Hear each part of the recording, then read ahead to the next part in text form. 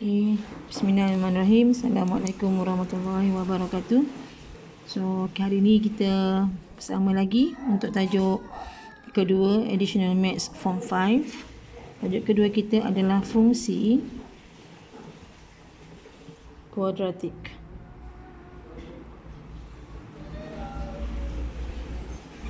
Okay, so dalam tajuk ni ada dua sub tajuk. Yang pertama, persamaan kuadratik, dan yang kedua kita akan belajar tentang ketaksamaan kuadratik. Okey, so hari ni video kali ni persamaan dulu ya. Jadi sebelum tu kita nak tengok apa beza antara persamaan kuadratik dengan ungkapan kuadratik. Dan sebenarnya kuadratik tu apa? Kuadratik tu sebenarnya dia datang dari perkataan quad, perkataan Latin ya, yang bermaksud kuasa 2. Yang pelajar dah faham kan, pernah nampak kuasa 2 kan, nombor indeks macam tu. So perkataan Latin ni kuasa 2 lah. Jadinya okey, kalau katakanlah pelajar nampak 2x kuasa 2 tambah 3x tolak 6 katalah okey. So ini kita punya A, x kuasa 2, dan ini B, x, dan ini C. Okey, dalam hal ni dia tolak C lah. Okey, jadi kita tengok kuadratik kuasa 2. Kuadratik mesti ada kuasa 2, dan kuasa tertinggi memang 2, tak boleh 3 ya. Jadinya perbezaan antara persamaan dengan apa dia? Ungkapan. Okey. Persamaan mesti ada sama dengan kosong. Okey, kalau nampak aja ada kuasa 2 ya, sama dengan kosong, ini persamaan kuadratik. Tapi kalau dia ungkapan kuadratik, dia tidak ada sama dengan kosong. Kita ungkap je, kita ada 3 ungkapan. 2x kuasa 2 tambah 3x tolak 6. Okey, itu yang pertama. Jadi saya percaya pelajar dah faham tentang kuadratik, dan sebenarnya dah belajar pun masa form 3 cara-cara mencari punca ya. Tapi kita perhalusi lagi kaedah-kaedah untuk mencari punca mencari punca bagi persamaan kuadratik. Okey, sebenarnya apa maksud punca? Apa maksud mencari punca?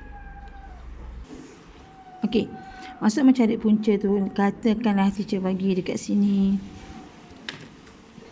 Teacher bagi kat sini x kuasa 2 tambah 5x tolak 14 sama dengan kosong.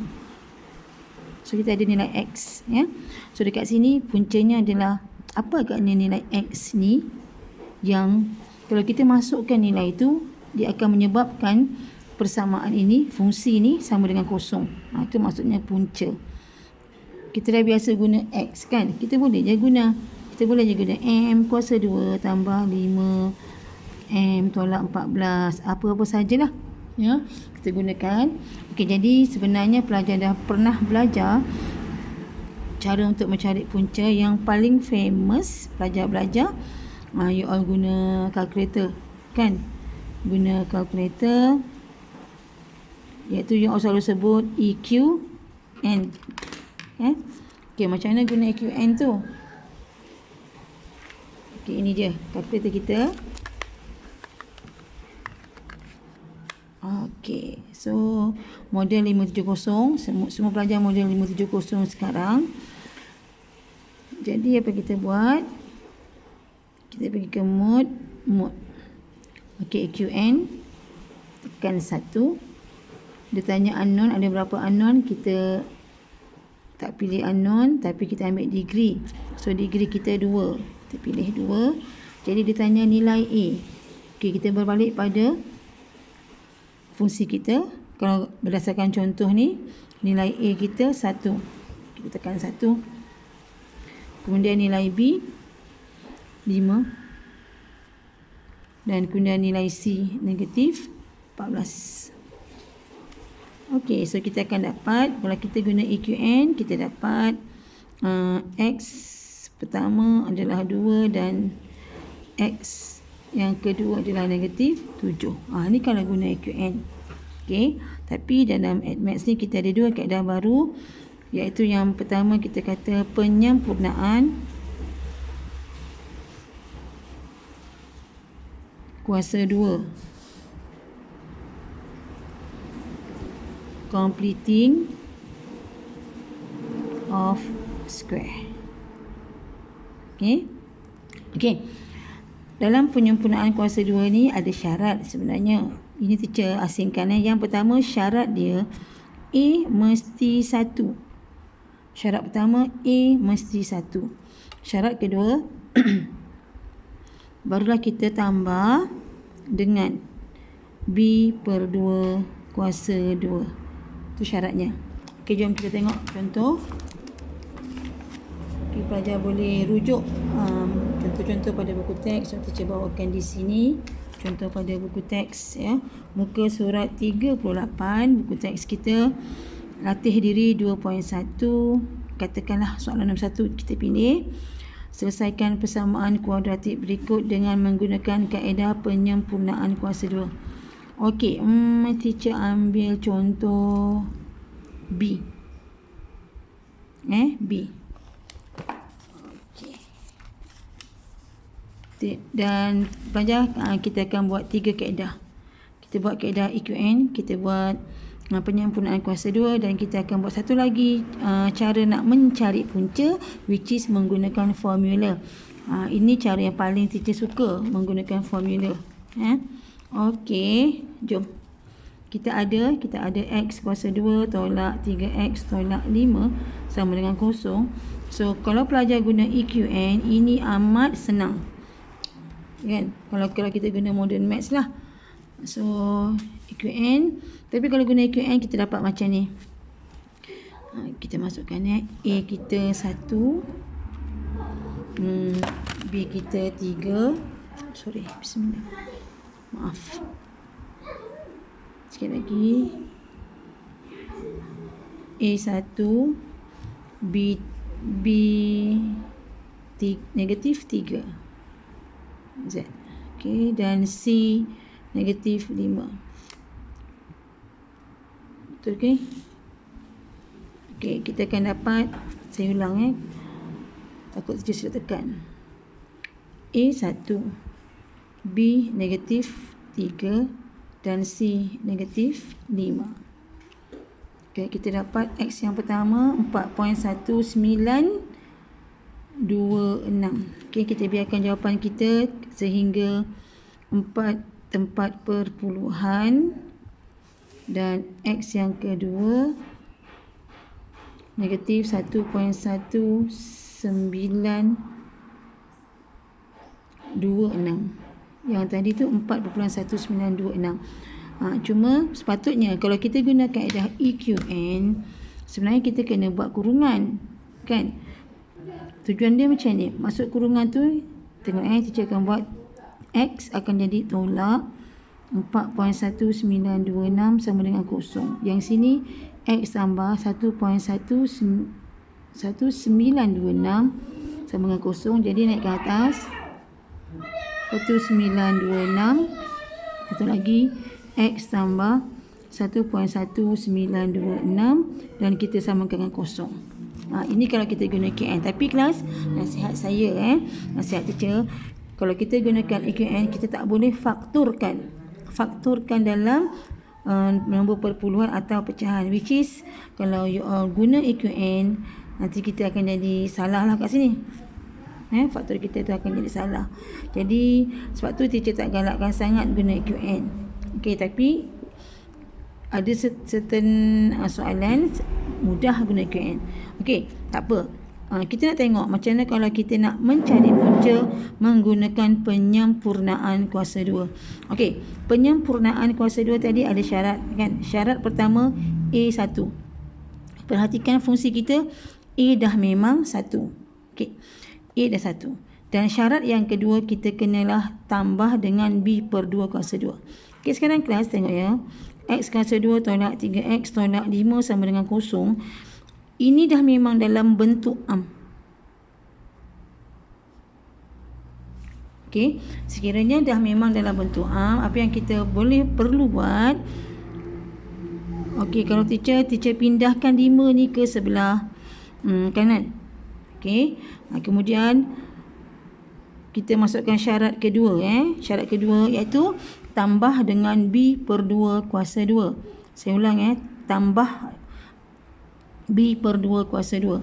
So kita ada X kuasa 2 tolak 3X tambah B per 2 kuasa 2. B kita apa?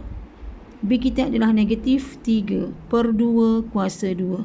Sama dengan 5 tambah.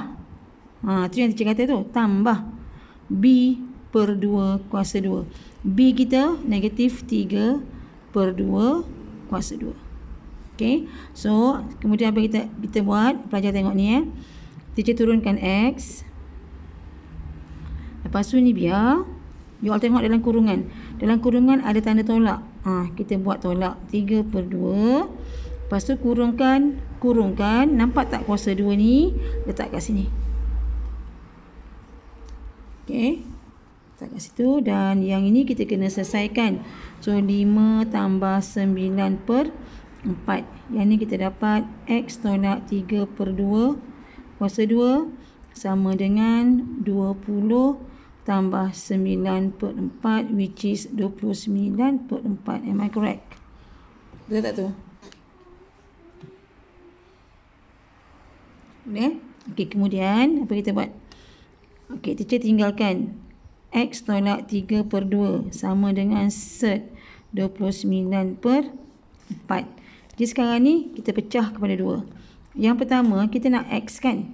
Kita nak punca dia. So X akan sama dengan set 29 per 4 tambah 3 per 2. Okay, kira. Set kurungan 29 bagi 4. Okay. Allah Akbar. Belum clearkan lagi Set kurungan 29 bagi 4. Kita tambahkan dengan 3 per 2. Okey, kita dapat X yang ini 4.1926. Dan yang kedua, okey pelajar, yang kedua, oleh sebab set ni kan, ada set ni, maka X kita, set ni bermaksud ada negatif tau, ada tambah tolak. Punca kuasa 2 ni kan, maafkan saya, punca kuasa 2 ni mesti tambah dan tolak. So, kita katakan negatif. Punca kuasa 2 24 ni tambah dengan 3 per 2. Okay. So, negatif dapat tak ni? Punca kuasa 2 29 bagi 4. So, kurungan. Okay. Tambah dengan 3. Kurungan 3 bagi 2. Macam teacher ada salah kira je tu. Sekali lagi 29 bagi 4. Ni sebenarnya negatif 2.6926. Negatif 2.6926. Tak apa, teacher buat begini. Tolak dengan kurungan 3 per 2. Okey. Jawapan dia negatif sebenarnya. Negatif 1.1926. Sama sama. Jawapan dia sama dengan kaedah QN.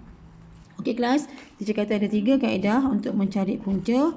So saya teruskan dengan kaedah ketiga. Kaedah ketiga ni ialah formula.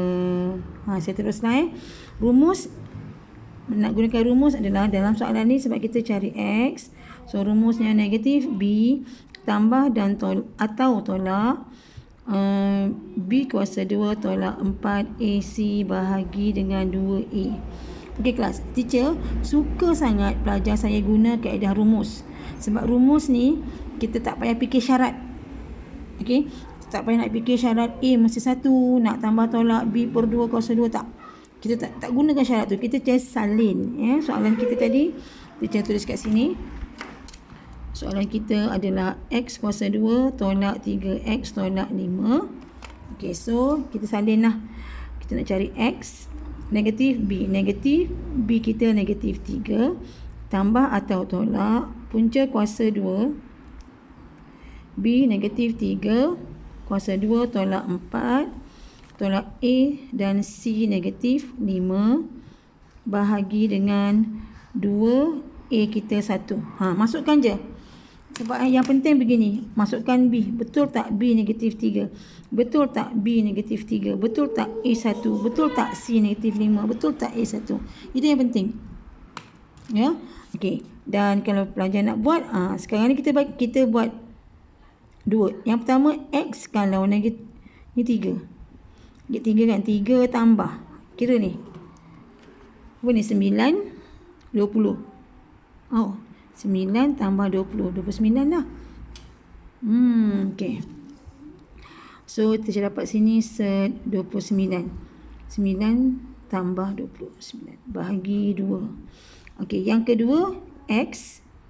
Ni, kalau 3, tadi tambah kan? Sebab punca kuasa 2 kan?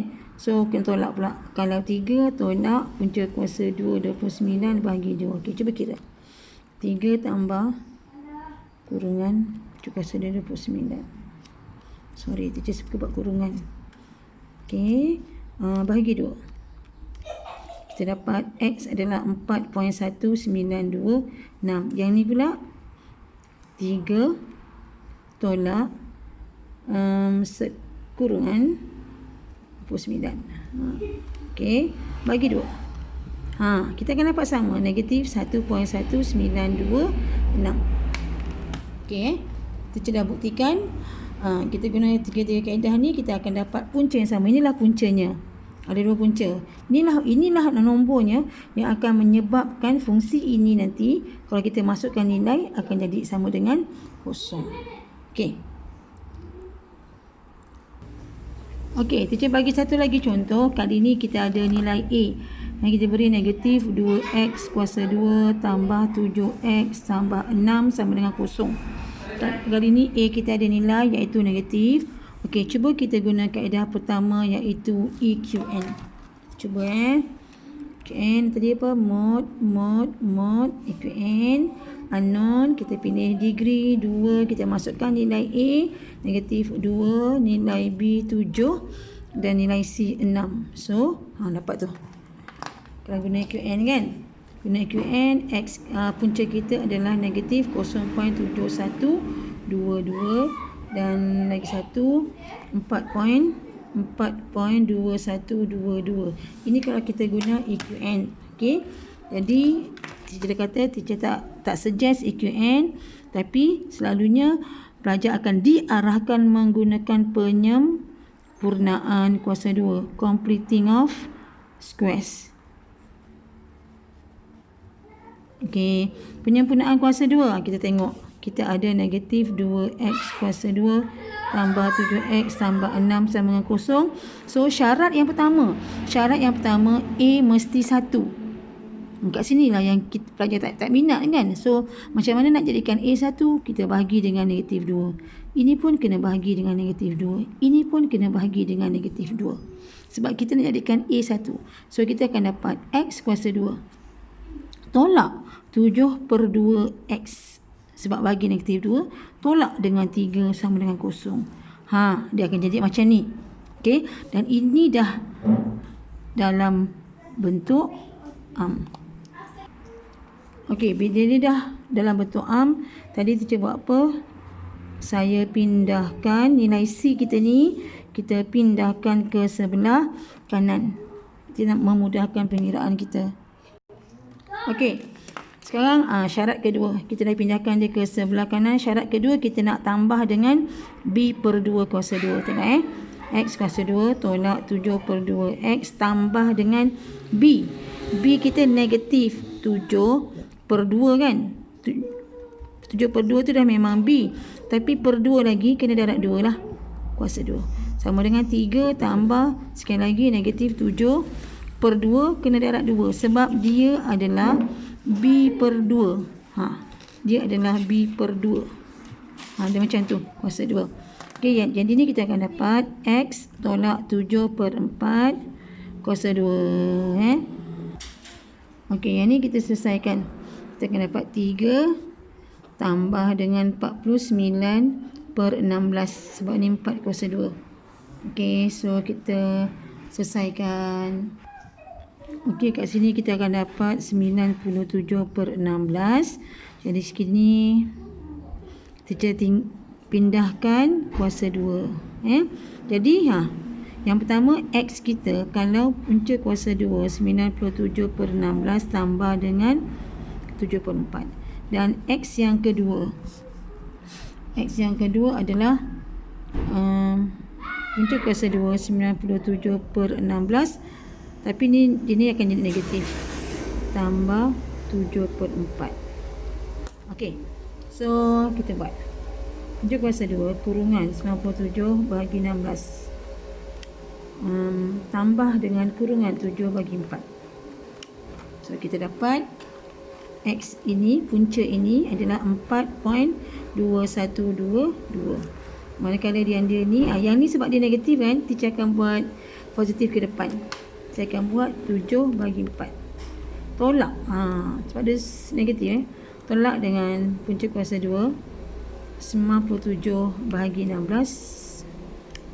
Okey, so kita dapat negatif 0.7122. Negatif 0.7122. Sama jawapan dengan QN. Mesti sama punyalah. Okey. Kelas ini kalau penyempurnaan kuasa 2. Tapi kalau kita guna rumus, kita terus guna rumus ya. Guna rumus ni tadi. Kalau sekarang X lah. Okey, rumusnya sekali lagi. Negatif B tambah tolak punca kuasa 2. B kuasa 2 tolak 4. AC bahagi 2A. Yang ini kelas, better ingat. Hafal lah. Okey, so masukkan negatif. Fungsi kita mana tadi soalan kita? Yang kat atas ya, teacher salin balik. Mana pen merah teacher dah? Tak ada. Okey, negatif 2x kuasa 2 tambah 7x tambah 6 sama dengan kosong. Okey, tadi teacher kata teacher paling suka, saya paling nasihatkan, saya memang cadangkan, saya syorkan pada pelajar supaya kalau nak cari punca, gunalah rumus. Walaupun macam nak kena hafal rumus leceh, tapi awak gunalah rumus. Kerana apa? Kerana rumus ni kita tak perlu ingat syarat. Kita tak perlu jadikan A1, kita tak perlu tambah dengan B/2. Apa yang kita buat? Kita ganti je nilai yang ada. B, negatif B. B kita 7. Terus masukkan 7. Tambah tolak punca kuasa 2. B kita 7. Kuasa 2. Tolak 4. A kita negatif 2 dan C kita 6. Masukkan je. Dan bahagi dengan 2. Lepas tu A kita negatif 2. Senang. Gunakan formula yang paling senang. Ya, cuma sikit je kerja nak hafal. Hafal tu tak lama, dah biasa buat, nanti boleh ingat. Okay, so X yang pertama. Okay, X yang pertama apa dia? Belajar kira lah. Negatif 7 tambah yang ni kira 49. 8 dengan darab 6 48. 49 tambah 48. 49 tambah 48. So dapat 97. Punca kuasa 97 bahagi negatif 4. Yang kedua ni X negatif 7 tolak punca kuasa 97 bahagi negatif 4. Okey, cuba teacher buat punca kuasa 97 tolak 7 bahagi kurungan negatif 4. Okey, kita dapat negatif 0.7122. Dan sini macam nak buat? Negatif dia akan negatif juga. So 7 saya terus buat tambah lah. Tambah punca kuasa 97 sebab dia ni akan kena jadi bertambah negatif. Okey, dia ni positif. Okey, bahagi dengan terus bagi dengan 4.